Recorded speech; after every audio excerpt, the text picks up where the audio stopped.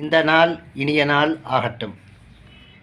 இந்த பணம் இருக்குதே, இதுக்கு கிட்னி இல்லை, கல்லீரல் இல்லை, நுரையீரல் இல்லை, மூளை இல்லை, ஹார்ட் இல்லை, உயிர் கூட இல்லை.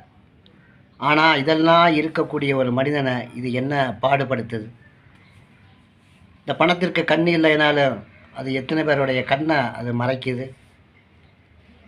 இந்த பணத்துக்கு நாவு இல்லைனாலும் அது யார்கிட்ட இருக்குதோ அது யாரை என்னென்னலாம் அது பேச வைக்குது.